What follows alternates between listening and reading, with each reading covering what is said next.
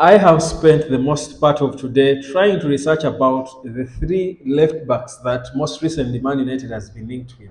And I'm here, like I promised, to give you my 2 cents about them and who I think might be the likely fitting left back to bring in whichever time Ineos decide that they are now going to take action, make the move, and sign someone to add on to Luke Shaw and Tyrell Malaysia. Now, of course, I do welcome you to the United Sport. My name is Webb. I know it's a different space that you're seeing me in, but I told you I'm working on some work, some consultancy somewhere. And so, yeah, this is my office. I won't show you around it, but yeah. But anyway, let's get into my real office, which is talking to you about my beloved Manchester United. Now, listen, Luke Shaw is reportedly could up to now we are not certain, and Eric Ten Hag certainly will let us know. We shall know perhaps from him. He might choose to tell us before in the pre-match press conference before the game. But Luke Shaw might return. He might not. I'm one of those who think he won't be fit and ready to play on the 14th on Saturday against Southampton. But Ineos are putting together a plan to sign a left back, and they have been trying. I mean, they wanted to first be sure that the two they have are not ready, or first be sure of how much time they are going to take to be fit, and then after that they would make a decision on whether to sign a new left back or not. And as it seems now, they seem to have decided that they could bring in someone, a cheap player, because they still have hope in the two Tyrell Malaysia and Luke Shaw. For the greater good, because I mean, they are not even 30; they are in their mid 20s, the prime age. So if they can still be fit at some point, we know that they can be good players. But for the short term, in the interim, they need a more reliable natural left back to be in the team. So that's why they're contemplating bringing in a few. Now, one of them that has been spoken about, and I think I mentioned I did a video about him some time back, I think, before the summer transfer window when we are speculating and all. That is Anthony Robinson from Fulham. Now, this is uh, a player who has shown, I think, has attracted a couple of clubs. I think Man City and Newcastle before have shown interest in Robinson, and he's highly rated, I should say, and he's believed to be one of those players that. United can bring in because of a bit of his experience in the Premier League. Because, like I said, he plays for Fulham, but he's also 27. So, meaning in terms of age, he's a bit experience. He's been there and done. That's close to Luke Shaw. So that's a bit of experience. Plays for the United States national team. Has played before for Bolton, Everton. He has played for Wigan and now Fulham, where he joined in 2020. And in terms of his game, I think I've explained it before that he has got good attributes about him, especially going forward. He can swing in a cross and stuff. He gives you a bit of something defensively, but he's priced at about 35 million pounds. Now, for me, that's where, first of all, I think it's a bit of on the high side. You know how English players want to overprice their players. I feel that's sort of for a player who only played for, who is 27 and only played for Everton, Bolton, and what have you, and Wigan and the likes, and now Fulham. For him to be priced at 35 million pounds, for me, I think that's already a turn off for us. I think that's a bit on the higher side. So I would cancel him out because of the price. I won't go into his details again to repeat myself. Then there is Milos Kerkez, who plays for Bournemouth, and they seem to want to hold on to him. He's young, he's a 20-year-old kid, that's one.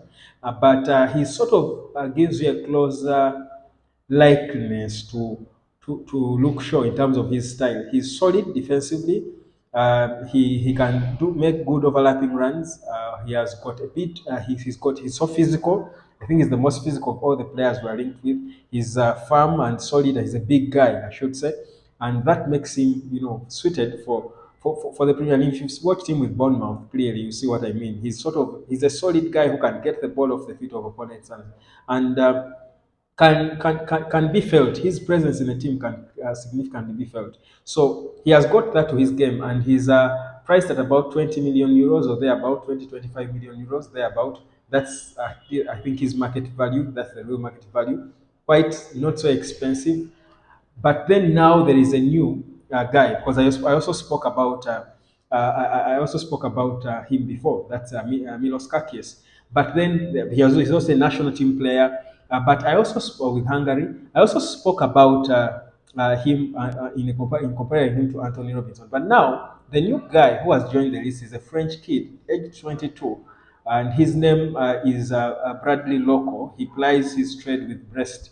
He plays for Brest as, of course, a left back, and he played for Reims before, and the clubs that he has featured for before. Now his market value is about 12 million euros, which is a little low, you would say. But of course, for a player whose profile and pedigree is not too high, he's only 22. I think the price should not really define how good he is. I've spent time trying to study him and how he plays, and I feel like he's a different left back. I think he cuts into the middle a little bit more than the two that I've spoken about. I think he's more aggressive, he's more daring, can initiate an attack. He's not afraid to take risks, to shoot at goal. He swings in crosses. He's animated and goes in and out. He dribbles. He knows how to dribble, trying to beat off men.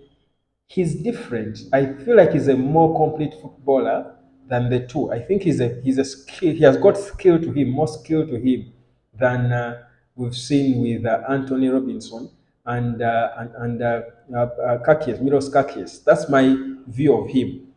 Of course, you can say he's not proven. He has not, unlike the other two who have played in the Premier League, who have played at the biggest stage before. This boy hasn't played for France. He's not proven. But considering that what Ineos are building a team for the future, and we know that this is really a stopgap measure, and the profile of the players we're bringing in, or the youngsters we have, who are the future of the club, the likes of Kobe, the likes of Ahmad, the likes of Ganacho, the likes of Sekou Kone, name them, all these young kids that we have. I feel the profile of the team we are trying to build for the future suits a left back like him, like the Brest kid. I feel he's good, and to be honest, before this speculation, I did not know much about him. I had never watched him. I probably never heard of him before the speculation linking him to Man United. But after taking time to carefully study him, actually I feel he could be one good kid for the future. He can come in and grow with the team, play a few games until we have Luke Shaw and Tyrone Malaysia fit to come and be ahead of him as he's being molded into the mainstay in the left back position in the future. I believe he has got all attributes to come out there and be an important player, in my view. So, in terms of now that is added to the lot of rating, I think I would rate him number one ahead of Milos Kerkez and Anthony Robinson in terms of which players can. But also the fact that he's a bit cheap for me, I think makes sense because we don't seem to be willing to give up on Luke Shaw and Tyrell Malaysia, meaning we don't need to spend a lot of money in those positions. 35 million, for example, for Anthony Robinson. We don't need to spend all that. We would rather gamble, spend a little 12 million euros on a young kid who is promising for the future. And even if it doesn't work, we won't be feeling really like we wasted money because it's little money anyway. So for me, that's my honest opinion. That's the salary of one Man United big player in a year. Really, I think for me, he's worth the gamble. Ideally, but you can let me know, of course, in your own opinion, which left back you think Man United should be going for and when, because it could be in Jan. Because I'm certain if Man United show interest in buying him in Jan, Brest should be able to let him go. So I'm certain you can get him in Jan. If that's in case Luke Shaw and Malaysia are not fully fit by then, we could also get him in the summer because the plan is being laid now. But either way, I think for me he would be a better option than the other two. Like, share, and subscribe. My name is Weber. I will be back reacting to Eric Ten Hag's pre-match press conference ahead of the early kickoff tomorrow. Peace, love, and harmony. Rather on Saturday, it's not tomorrow.